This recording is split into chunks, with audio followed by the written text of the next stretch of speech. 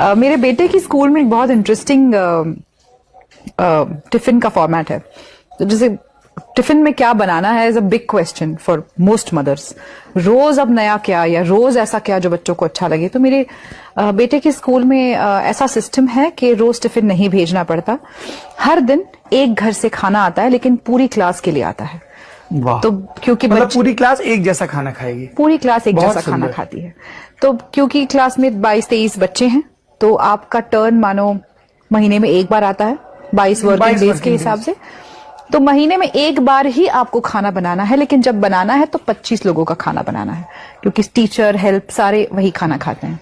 तो एक ही घर से सारा खाना आता है। तो ऐसे रोज किसी के घर से खाना आता है। इससे होता ये है कि बच्चे बहुत अलग अलग किस्म का खाना खाते हैं। खाने का फॉर्मेट सेम ही होता है, रोटी सब्जी दाल चावल और कोई एक रॉ सैलेड का फॉर्म।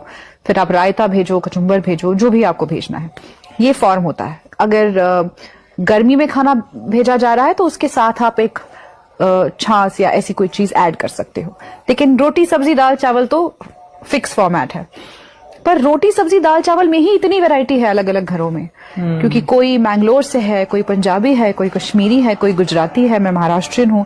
और हमें एनकरेज किया जाता है कि आप अपने रीजन का खाना, अपने रीजन में जैसे सब्जियां बनती है वैसे भेजा जाए।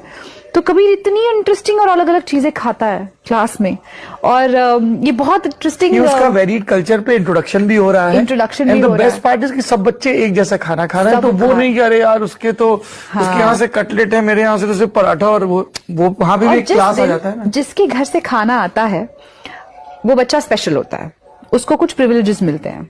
जैसे अगर असेंबली की लाइन बननी है तो वो सबसे पहले खड़ा होगा। अगर किसी गेम की शुरुआत करनी है तो वो शुरुआत करेगा। अगर क्लास में कुछ पढ़कर सुनाना है तो वो पढ़कर सुनाएगा, तो या सुनाएगी। तो वो बच्चा उस दिन स्पेशल होता है, और वो कोई है ना।